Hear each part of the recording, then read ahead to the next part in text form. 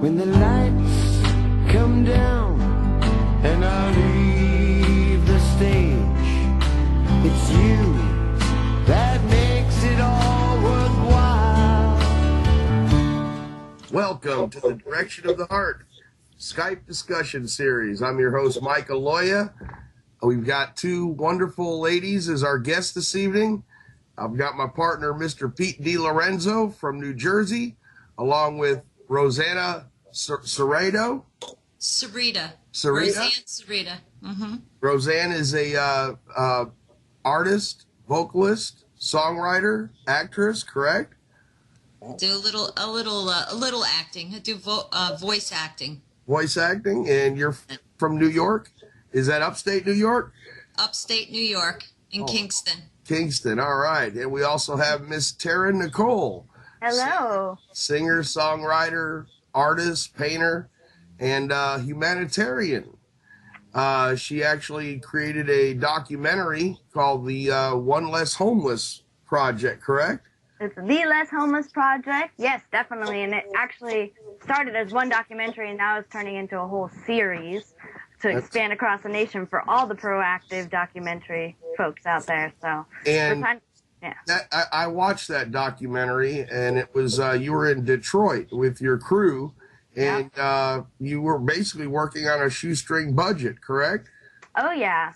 But we'll what gave you the inspiration to go out and reach out to the homeless, Tara, and to film this documentary?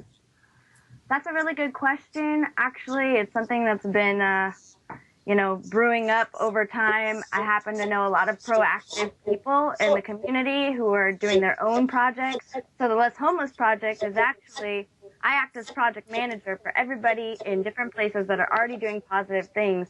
And the Less Homeless Project acts as a resource to bring all these people together and multiply their efforts. So we're not starting from scratch, and we're not trying to impress people by the media necessarily, but obviously people pay attention to that. So not everybody watches documentaries. So for those people, we're putting out a movie, so we still address social issues and all different kinds of stuff and get them involved. So. Well, Tara, if I might interject, with my good friend, my Christian brother Mike, it is truly an honor to have you on this show.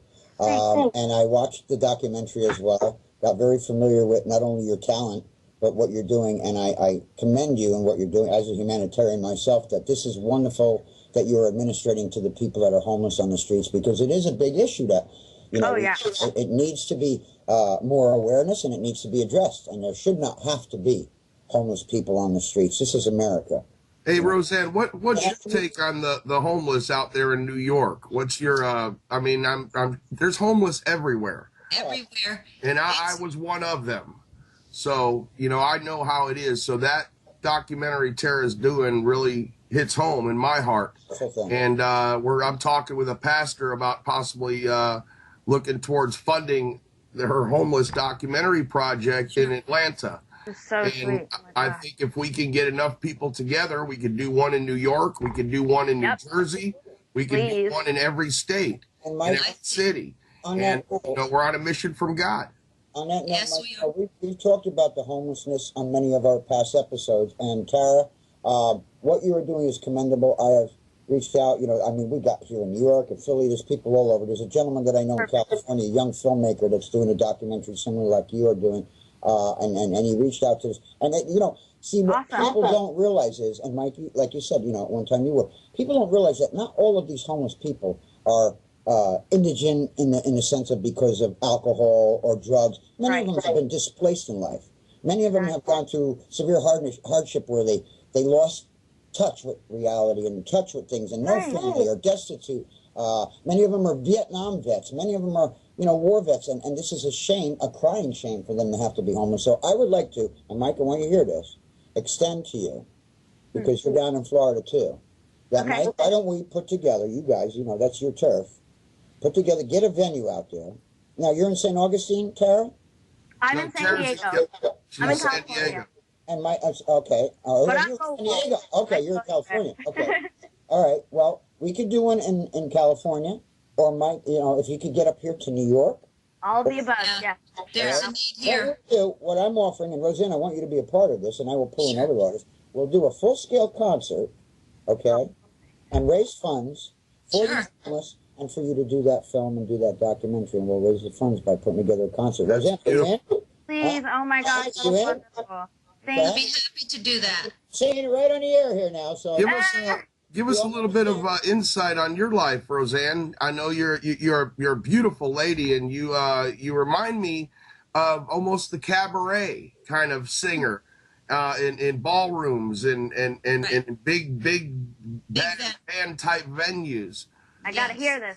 I originally started my singing career many moons ago. I'm starting my career over at 55 years old. But my first I've had a lot of health issues.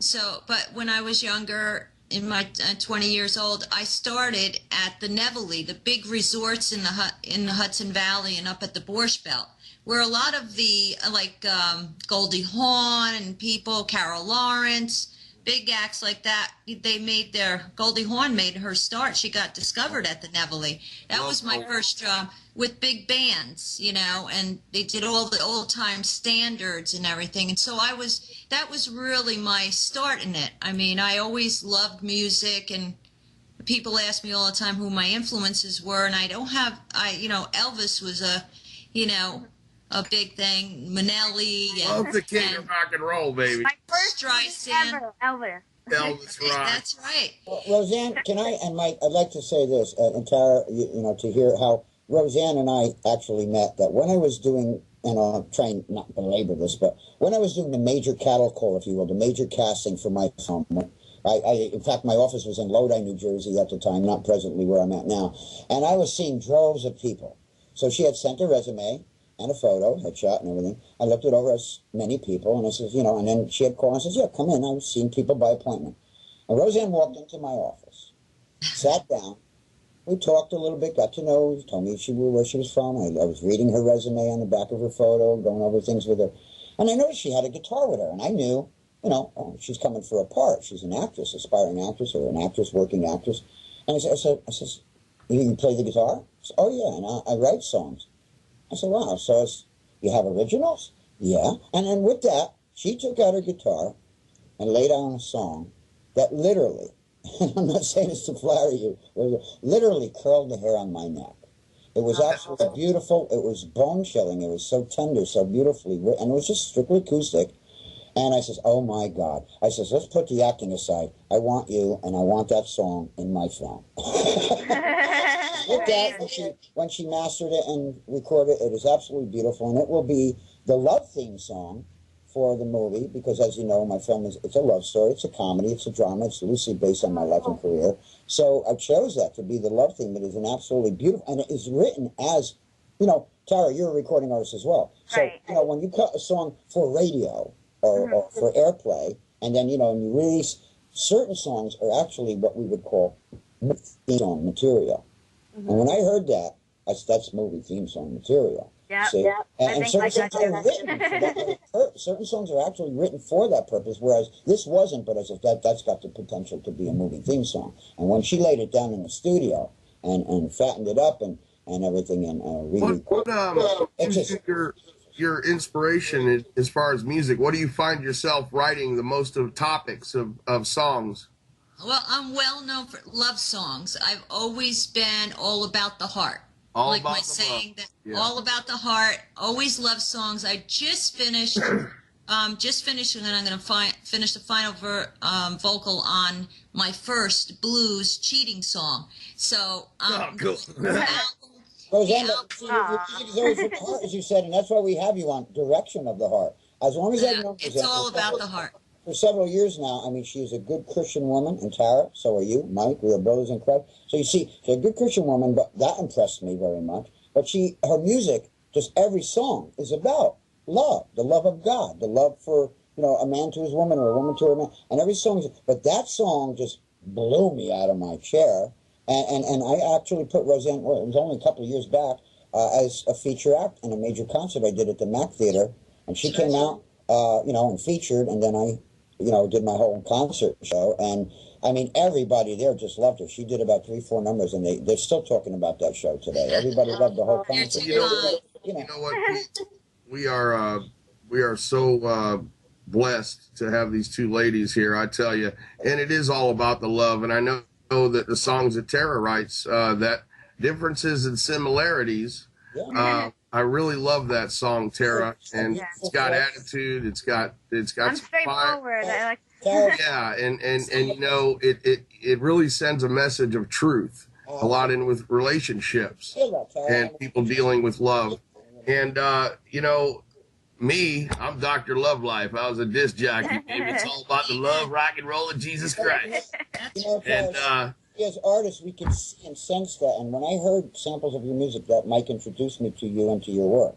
And when I saw the documentary, I saw you as the person, the humanitarian, which was beautiful. Then I listened to your music, and I mean, you have extreme talent, and you could hear the direction of the heart in your music. You could hear, you feel, you know, your love for mankind, and that's how we artists write. I think it would be great someday to get Roseann and Tara together and collaborate. Hey, I'm good with that. I got family in New York, so. Oh, that'd be awesome.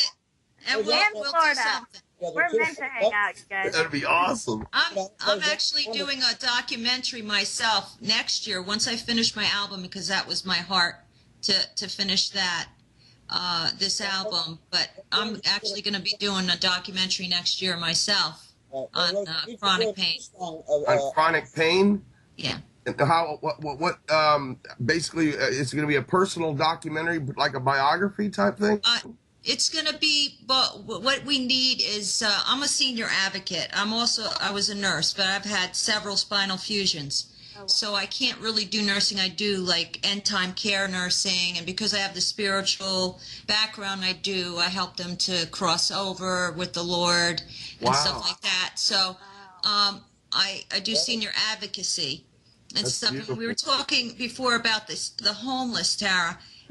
There's homeless all over, but what really concerns me is that the seniors, there's senior homelessness now. Yes. Because of the economy and the tax brackets that these, the elderly are being, like, they're losing their homes. Yeah. You know? And so, I mean, it's in every walk of life, but my heart is for the elderly. So, point out, Roseann, because, and not to interrupt, there is no age, no nationality, no sector of people that homelessness is like a disease. It's attacking, like cancer. It knows it attacks children. Homeless does not discriminate. And the reason there are elderly people homeless is, you know, I had known a young lady. I'll make this brief. That I've known for years, and she was a caretaker for this woman who was legally blind, an elderly woman. That with her hands, she worked making beautiful flower arrangements. And the mortgage people were ready to throw this woman to the street because she was maybe a month or 2 months behind, and they were penalizing her and everything. And the caretaker, who I knew this woman, she was telling me about it, and she was in tears, feeling compassion for this woman. I says, give me a phone number to this loan officer, the mortgage people. And I got on the phone. I'm not trying to be a hero, but I got on the phone. I appealed to that guy with the love of Christ, and I says, sir, do you have a mother? Do you have sister, family, things like that? I says, can you imagine if one of them were going, I know you're doing your job. I says, but sometimes your job can have to be cold and callous, and I'm not judging you. I says, but can you have some compassion that what if that was your mother? What if that was your sister? What if that was someone that fell on your doorstep? I says, the woman, you know, is a couple of months behind, and you penalize her or whatever. I says, but to throw her to the street? I says, I'm sure that you can grant her an extension, okay? Without having, and he says, are you her son? I says, no. I'm a very good friend, and I care about people. I never met the woman. And then afterwards, I do a little show to raise funds for her, to help her raise some money to put it towards the mortgage. I got some artists there. So you see, it affects the There's efforts that can be made, right. There's always efforts. So I'm saying. And the comparison I like to make for people sometimes, where people try and talk themselves out of helping people before they actually really understand the full grasp of what they need.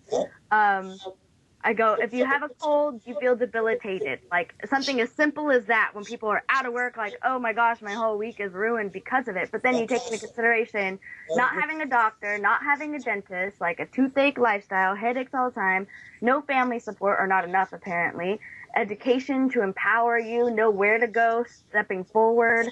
You don't have a place to call home, a bathroom. Basically, Tara, what you're saying is so powerful because these people need to be educated or re-educated, even within the system. Within the system, our judicial system, or within the system of the community.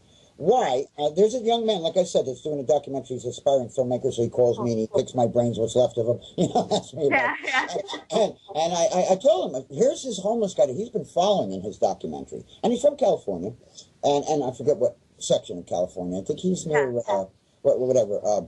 And here, this one gentleman, he's not even soliciting people. He's not asking people for money or any food or anything. He got a little couch, and he just picks up, and he's got his dog with him, and he's just trying to find shelter, you know. And they keep arresting him, taking him away from his dog, arresting him. I says, instead of arresting him, why do they not have a program where they can get these people into some assisted living or some kind of decent housing, maybe nothing elaborate, but some kind of housing, you know, and at least maybe get them to be able to get cleaned up and get a job and assist them and them to arrest them. You know something, Pete? That's a great point because, you know, I'm speaking with Pastor Carlisle out of Atlanta. He's got 3 churches and congregations.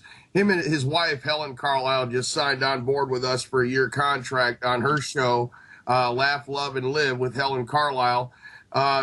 He's also going to be bringing his show, a ministry show, and also their daughter, Janae. She does fitness and also does a lot of humanitarian things.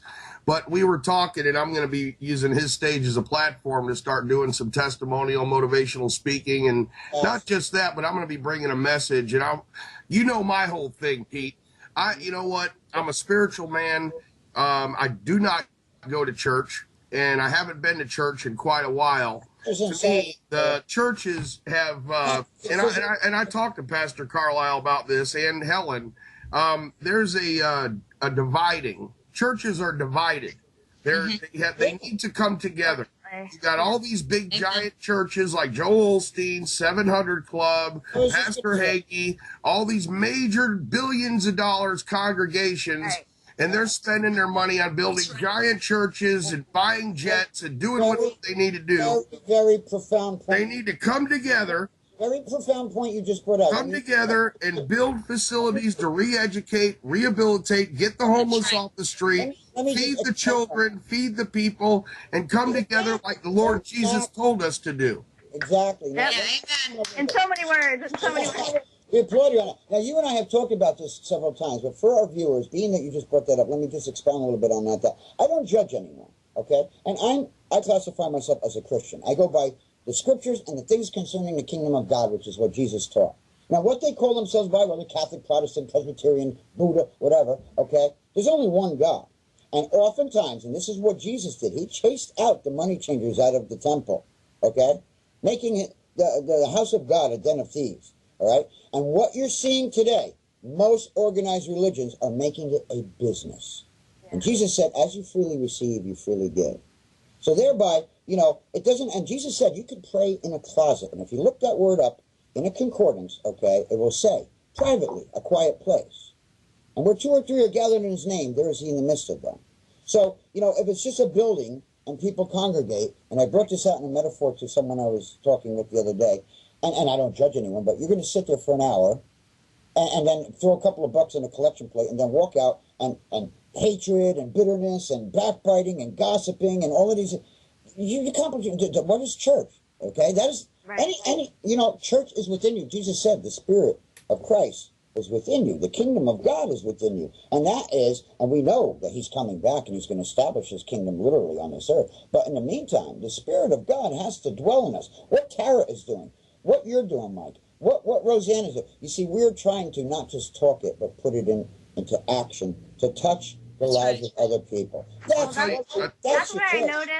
People like to make objections to themselves of, again, why not to help. But if we can let people use their strengths and you're in your niche and what you like to do and apply yourself. Amen. For example, there's a guy who is a previous corporate sort of person, and he opened up a pizza shop and has a pay it forward system where you put Post-it notes and people come in, it's $1 a slice. He feeds 40 people a day, and people feel good because they don't have to go out of their way. That's beautiful. Now, there's a guy in New York City that has a restaurant, okay? He's Indian, West Indian. He has a restaurant, and he goes out every day and takes soup, He makes little sandwiches out of his own pocket, and he brings food to the homeless on the street, and he shaves some of these people, and he washes their hair. This is a guy that's doing this on his own. I mean, that's a beautiful thing. Check this out, Pete. We're going to go an hour. I've got some topics that I want to hit on, and time is just flying. This is getting really good. Roseann, yes. I'd like to ask your opinion on what's going on with our government, and how do you feel where our country's headed right now, as far as, you know, making a turnaround, and where do you think we're headed with this whole threat of terrorism coming to the United States and the wars that are going on right now? Is there a solution? Well, you know what? I'm a positive thinker. Okay, so I believe there's always a solution available. The problem is that the people that have the power to change things will not put aside their differences for the greater cause, you know, of the world. Unfortunately, I believe we're in the end times. So all these things were prophesied, of course, and they're happening. But I feel scared I have a 28-year-old daughter, and out in California, my son is 22, and he's here. I really worry for the direction of this country. In my heart and what I see, it's at a pivotal time, and I don't see much. I have a lot of hope because I believe in the Lord, but I have no hope in our government because they've proven time and time again to be self-absorbed. They're all for their agendas. They're not really for the greater good. Some of them, of course, there's a lot of very good people. I'm not saying that there aren't, but that's my opinion. I don't see anything in action. Well, you know, Roseann, right now, and we are in a great threat and danger in this country because they're allowing everyone to come over the borders. They're allowing our president. I pray for him every day, but he's allowed so much. He seems to be on their side instead of ours. So I really don't have much. And Mike, we've talked about, and this is good that you bring, because each guest that we have on each week, we cover this and get their take on it.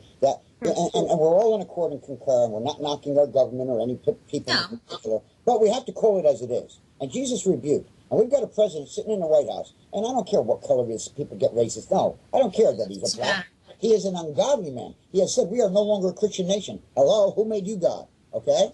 He goes out, hey, playing golf while people are out of work, while homeless people are on the streets, while people are dying of diseases, and names a healthcare system after himself. He who exalts himself shall be He who exalts himself That's a good point. shall be brought down. He who glorifies himself shall be brought down, but he who humbles himself shall be glorified. That's right. You got to call it as it is. What's your take on this subject, Tara? The reason, like Roseann said, is because, and Mike, we talked about this show after show, and this is good that we get takes from each guest, because they are blinded with and drunken with power and greed. Money, power, and greed. That's why the jobs haven't gotten done. There's no spirit of Christ. They've taken God out of everything.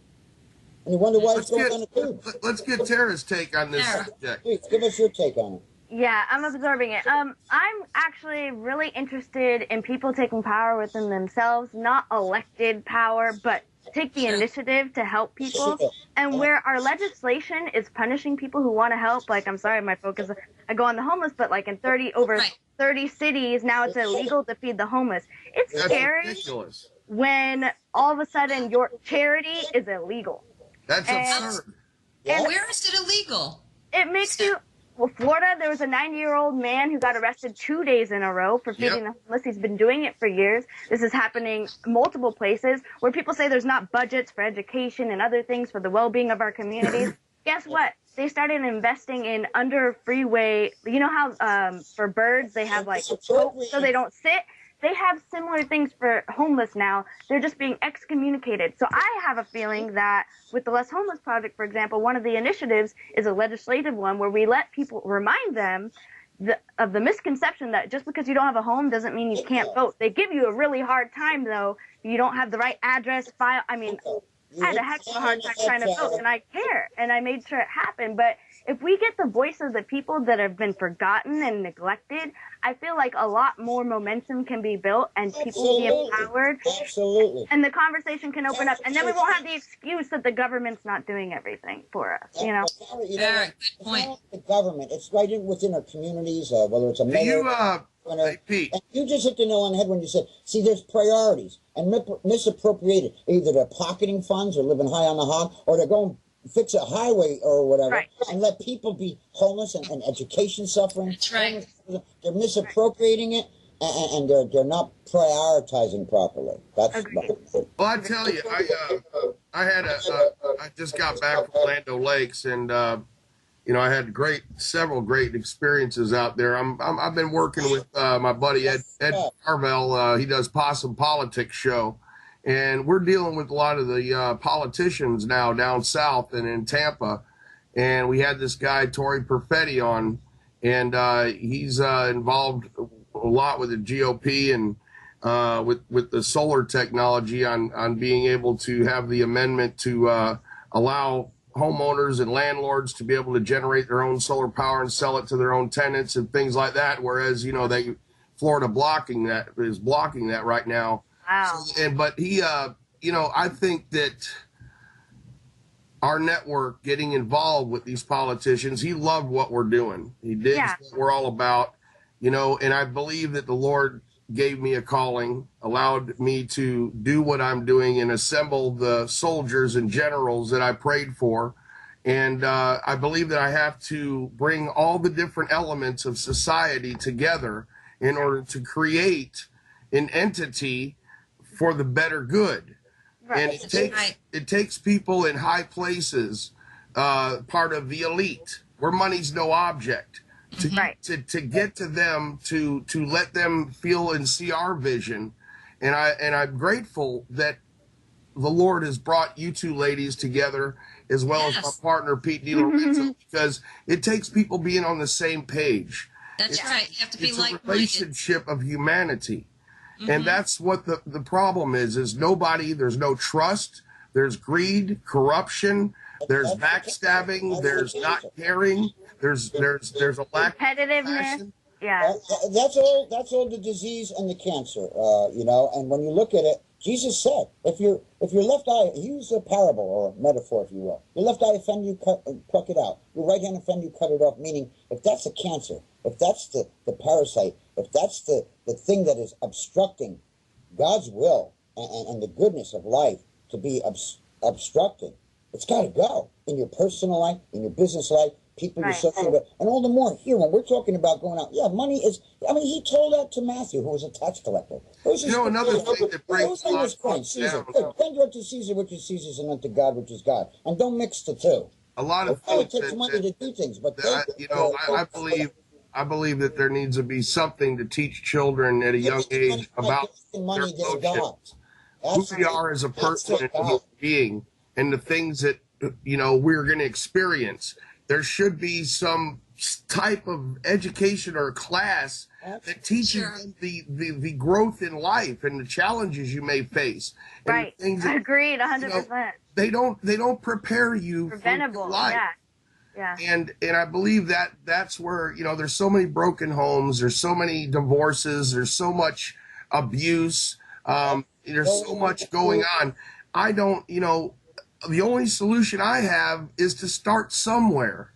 That's and I believe this is what we're trying to do with the direction of the heart. And I, you know, I pray that someday I'll see world peace. But in the reality, well, it's coming with our Lord. You know, unless I live to 100 years old, there's a good possibility. I just hit. Well, someone I know made a really good point once, and he's a social activist, and he says, what I've noticed over the years is that people get really passionate, and they have weekly meetings, and they make plans, but their plan extends to their community, and that's it. Well, we need to cross-pollinate a little bit more. Global. Use each other's efforts for the better, and where you're not working as hard, but you're working smarter. That's right. And you're not starting from scratch. Kara, you are very perceptive. What you just said, if I might comment on that, is that, you see, sometimes people get so zealous, or they get all psyched up, like, you know, and I was just talking about with a student of mine, who we have as a guest. He's been a guest on the show, and will air soon. So what I'm getting at is that you see somebody all get zealous and tenacious, and then it just fades off. They forget. Yeah. They forget. And this is what happens every day. This should be a priority. That, Jesus fed the multitude with 2 fish and 5 loaves. And, and there's a famous saying, and Micah brought this up many times, you give a man a fish, he eats for a day. You teach him how to fish, he eats for a lifetime. That's right. Exactly. These people don't, there's the ones that don't care and shut it out. There's the others that say, oh, yeah, okay, let's do this. And they do it for ulterior motives or pass on the back for notoriety. Then there's the others that truly want to help, but they forget very fast. But so they don't know how. They don't stay with it. They don't stay with it. It fades, and that you can't do. I had an idea. Pete, and it stemmed from what I experienced this weekend. We also, I took my whole crew out. I had Santa Bob with me. We've got his show, Keeping the Spirit of Christmas, all year long. I brought Possum with me. I brought Peter Hefty and Jimmy J, the puppet, with Batman. He does our vintage cartoon show. And we all went out to the Shriners Children's Hospital. Oh, how wonderful. We had these paintings that were donated from Meg Scott, which she wanted us to donate to the veteran communities, children's organizations. So I thought to myself, how can I present this and deliver this in a way that will really touch somebody? So I prayed about it, and boom, Santa Claus. We wrapped up the gift. We wrapped up the painting. We went and delivered it. They were so happy to see us. They took us for a tour. I think that if we could get big companies and corporations to donate products for the homeless and things that they'll need, and we could have Santa Bob go out to the homeless and wrap these gifts up and give them to the homeless, that's another way to give back. Little ridiculous ideas. Keeping the Christmas going all year long. Everybody thinks Santa Claus is at the North Pole watching cable TV all year. Not ridiculous ideas, because I've done many times with charitable things. It starts, on the basis of what you're talking about. Look at when they do like a church bake sale, or somebody does a tricky tray at a town hall or something. There's lots of ways of doing good and taking those funds and directly putting it to where the cause and the need is. Now, if you say take it wide, and we get companies that would donate products or this or that. I mean, this is a great way to do it. And now, being that you mentioned Santa Bob in a past episode when we had him on with us, look at this man just took in 2 homeless people off the street. Opened his door. I have a friend that just became homeless. He's going to stay with me. Can I make a point about something? Absolutely. Yes. Something that's interesting, another one of the resistance when you hear people, they're like, well, some people don't want help. So then they just throw out the whole entire idea already. And I've seen over time how that happens to be true. There's some people, I met a homeless guy who said he never wants another roof over his head because in Beirut, he saw a building go down in 2 seconds flat. So it's a chosen lifestyle for some, and some people say it's not so bad, or it's just the earthy way of living in different ways. But one of the things that I want to do, like with the documentary version that you guys saw, the next upcoming ones will have research implemented where if someone makes a comment and says, oh, in Utah, I heard they're housing the homeless, and on the right side of the screen, they go, and give all the stats of where this is happening and the numbers. Because some people are influenced by numbers. Beautiful. Some people are influenced by success stories. Some people, and then with songs, for example, that's the most glorified form of communication. And if that's what hits people, let's do it that way. So. Yeah, because whatever hits the heart, that's where you have to go. Everybody has their own perception, and we have. That's why I believe that a lot of things that go on is that we put everyone in a box, and we're not supposed to be in a box. Everybody wants to put a stigma on a homeless or someone that has chronic illness. It's almost like banishment and being shunned. That is the worst feeling in the world, to being shunned. That's right. And, that's devastating to the soul, to the heart, to the spirit. And to be able to lift themselves up, the only thing that got me through was the love of Jesus. And I have no other solution. Because that's the only thing that worked for me. I beat a cocaine habit. I was burning up $1,000 a day in cocaine. I had plenty of money, a broken heart, lost 3 properties, lost it all, found myself behind bars, facing 15 years, got out and lost it all. It took a long time for me to accept things. But I wish that there was a place that I could have went when I was strung out that's open 24 hours. Right. There's a lot of people. Kitchens, you guys. Public kitchens. How has this not happened yet? Where people are renting out for businesses that fail, open, close, everything. If we make this, I mean, it doesn't have to be just for the homeless. Obviously, it would be someone manning it, make sure it's all clean, ready, safe for everybody. Other people can benefit. Well, another thing, Pete, is, back in the day when we grew up back in the day, and Roseann and Tara, I'm sure, their churches used to be open all night long. More so right. now, yes. It's not like that anymore. You had soup kitchens, halfway houses, things like that. But Tara, you said something very profound again, that, if you show the stats and the success rate, and you show people, and that would educate them, make them more aware that if they did it here, you could do it here. Now, exactly. Recently, I saw, and Roseann, you had a very good point, that they put a stigma on these people. They do it with people that have AIDS. They do it with people that have certain diseases, and not all of these homeless people, as I said in the beginning of the segment, are because they were doing drugs or because it was alcohol, and even so, if it was, then they need to be redirected so they can learn that that's not the way to go, and that there is help. It's through Jesus Christ, and then there are people that will help them if they want help. You got to want to help. All right. If you educate these people, like Tara brought out, and show the stats, and if they could do it here, you could do it there. Now, just recently, and I believe it was somewhere in New York, that they had turned this, it was assisted living, and they turned it into offices. Now, why didn't they just turn around and make those like little apartments for the homeless? Really? Oh, wow. They made them into offices, like you needed more offices there. Instead of saying, okay, we can open this up and, we can turn these into little apartments.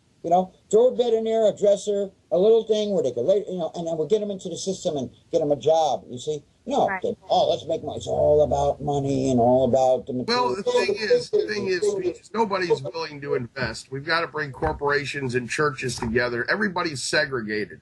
Nobody's coming together in the common good. The government's not doing it. Corporations aren't doing it. Churches aren't doing it. I believe it's our job as people to implement and bring people together and bring these organizations together. Like I was saying, we could go on and on and on and talk about all the things. Like you just said, the solutions are so simple. Yes, it's not complex. But everybody is so blind.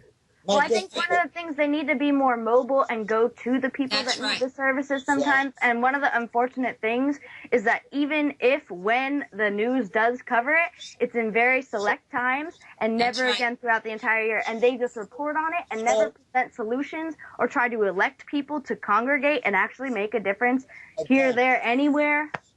I do. I'm on the money. You just said. I'm sorry, Rose. I didn't mean to interrupt these guys. We're all stepping on each other. But Tara, you just made another good point. Is that you see again, if they would put away the money, the power, the greed, the prestige, all of that. There's a famous cliche again. All right, is that the man cried that he had no shoes until he saw the guy that had no feet. Now you take any one of these people in politics or in government, or even within our communities, a mayor, a governor, councilman, whatever. If it fell on their doorstep, what a different story it would be.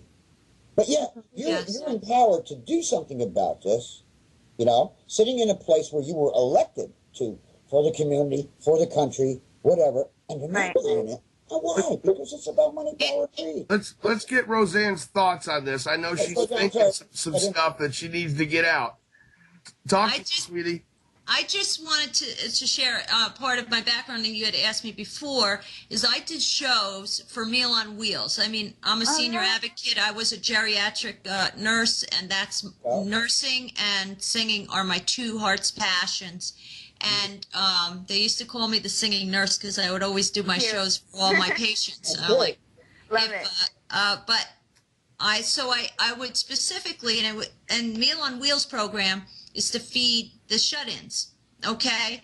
Now, the shut-ins is a different area. You have the homeless that are out there on the streets and stuff, but I would think that if they had a program, and that's federally funded and a lot of, and is supported, gets a lot of support. Right. And a system like that could be done so that we can, because sometimes they don't want to do the soup kitchens and all this stuff because all of a sudden there's such a fear of all these liabilities that have come into issue.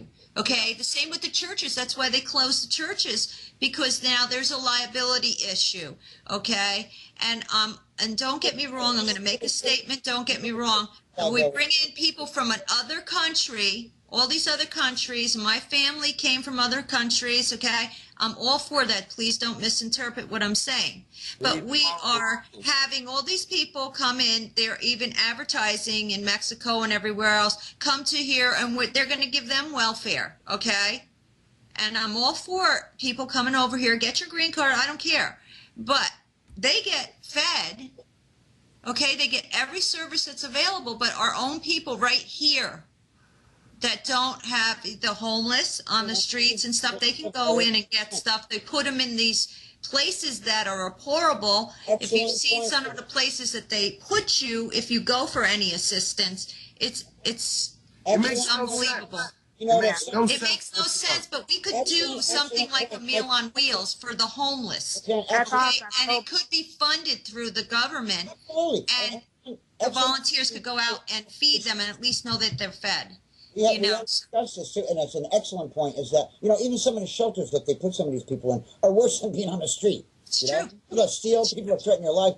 But what I'm getting at is, what you brought out, Roseann, is true, that I am not a prejudiced man. And, look at my ancestors. My mother came from Italy, from the father of 2.5, your parent, things like that. So people come in. But what I'm saying is they're making it so open to these people, like saying, oh, yeah, we'll pave your way and you'll get the benefits. And there's people within our country that are citizens that are not getting those benefits. That's right. Again, it's wrong. But what I'm getting at is, in the same token, some of these people that are receiving and recipients of these benefits have been burning our American flag and taking it like, oh, that's a big joke. And well, then, you know what? If you hate our country, then stay where you are. Don't come in here, and you're not going to get benefits. But you know what, Pete? You hit on a heavy topic, and we discussed this, and I also asked my other guests on our other shows, and this is a very powerful topic, and it's a scary one, and that's this ISIS problem and all these other terrorist organizations, Hezbollah, Taliban, whatever, they're here.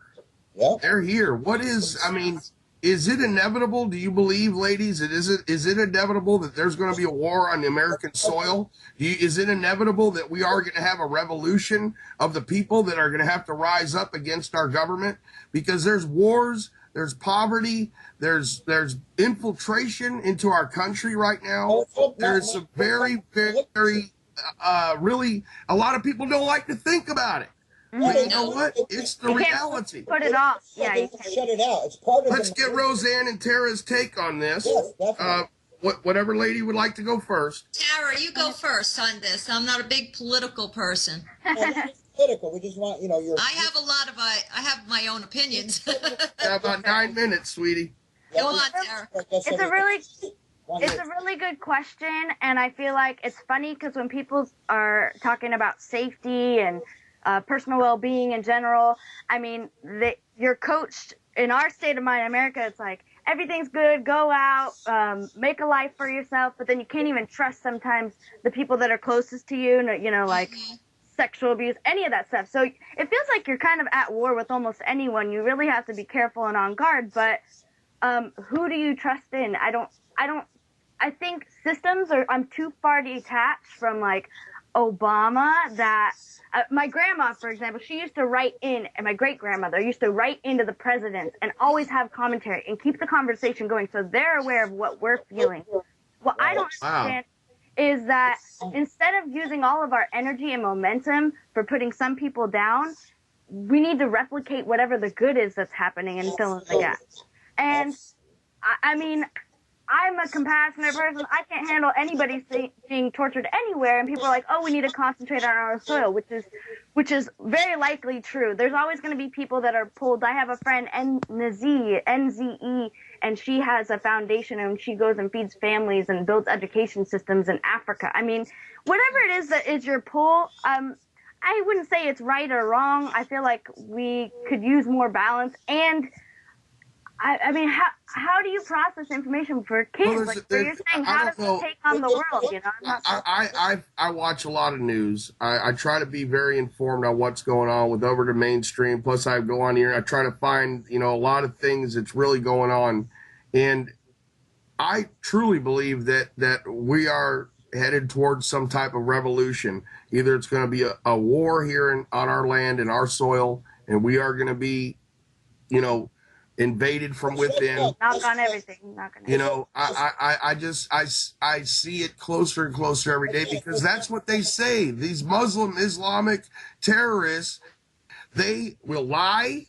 They will be somebody they're not.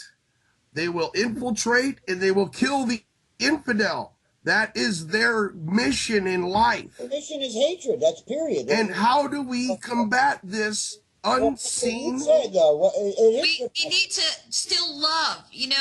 There's good and bad. As a Christian, I've been in ministry for 23 years. I do a lot of stuff now. I feed the people in Africa. Everywhere I can help, I help. That's my heart. And I still believe that no matter how bad things are in this world, we're always going to see evil in this world. But it's our obligation to shine the light on the darkness. Amen. And that's what I feel. We can have our opinions, and yes, we can be afraid, but God is our covering. So we just have to, like Tara said, you got to go where your heart is. You got to help in every area that you can to shine a light every day. Absolutely. And that could be just smiling and just showing compassion to someone.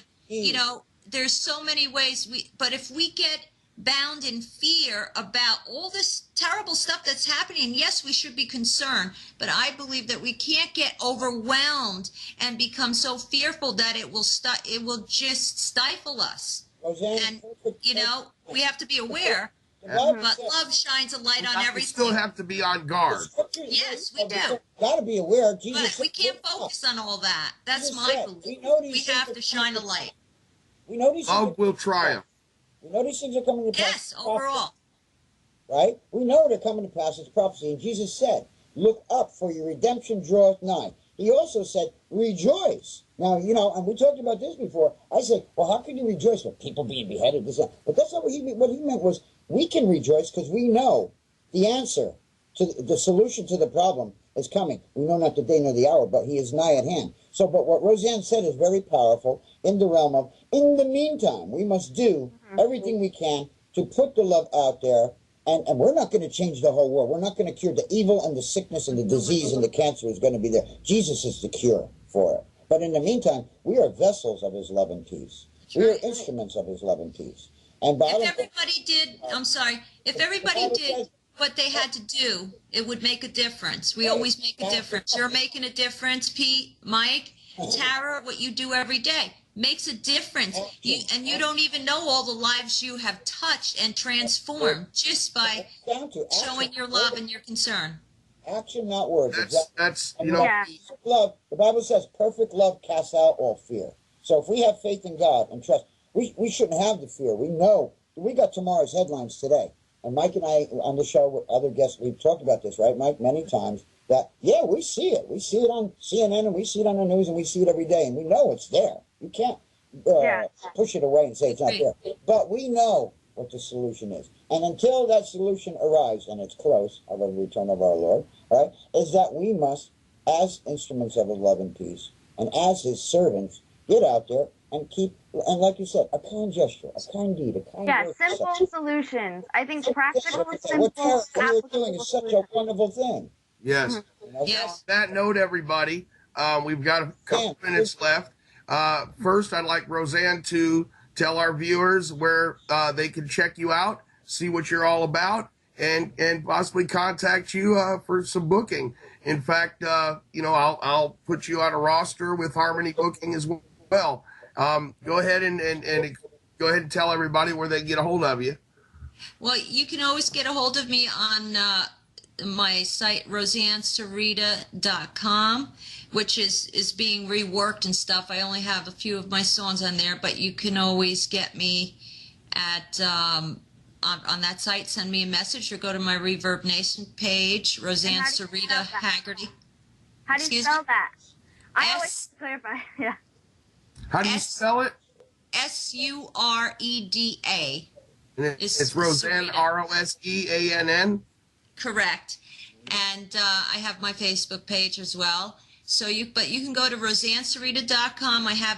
You can leave me a message, and you could book me through that. I don't have a lot of stuff out there yet, but I'm in the middle of my album, and I'm waiting to release everything. You can hear my song, a couple of my originals, including the one that will be in the Mentor movie, In Your Arms of Love. Music with this episode as well. And Tara, where can people get a hold of you? Go ahead. Yeah, sure, of course. And we have a co-write coming out sometimes, in case you didn't know. No, just kidding. That's a prompting. Definitely. Tara will keep up with that. That's awesome. For sure. So my website as well, direct is Nichole, TaraNichole.com. But you can check out any of the homeless stuff I have going on, the Less Homeless Project, through Twitter, Facebook, and Pinterest, where we are starting the conversations. Please feel free to contribute to that and ask questions, and we're gonna play that your homeless project volume 1 okay. after the show next week when it airs. Wonderful. So it's / and In Arms of Love by Roseann. And Tara, before we run out of time, I do want to re-extend on behalf of Mike and I and Direction of the Heart to both you ladies, Roseann and Tara, that I am the ambassador for world peace. So when that comes up, Global Cooperation Day 2015, which is coming up soon, Mike, I'm honored to have you again this year as a correspondent. It goes worldwide, and I would like you to perform on it as well. And you again, Roseann. And also, you line up a venue out there. And, I will. Whether it was outside or indoor venue, get clearance or whatever, and I will gather together wonderful artists like Roseann and others and work with you, and we'll do a heck of a show out there. Love it, please. And, yes. and we'll raise funds for your cause, because we're rolling. Thank you very much. Yeah, Thank you very much. Need to build momentum for sure. Ladies, my brother in Christ, Mr. Pete DeLorenzo, I love you, bro. Roseann, Sureda, bless you. My pleasure, and it's an honor. You're a beautiful lady, and I'm very humbled that we met. Tara, Love same thing, baby. You you ladies are earth angels, and I think this was a beautiful episode, and we're out of time, Pete. We're out of time, baby. We got to Tara, I'll be calling you, Tara. We'll be back next week, everybody. Direction of the Heart. See ya.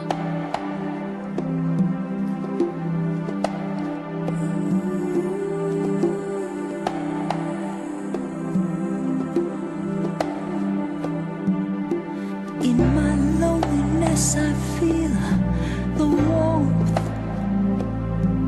of your love washing over me, raining down on me.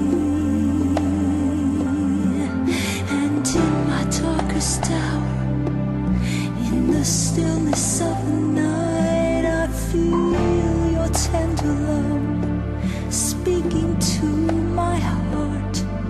Come away with me in your arms of love. I can conquer anything. Your strength, your hope and peace fills my every need. In your arms of love, my heart, my soul, you gently keep safe throughout eternity. I'll rest within your arms of love.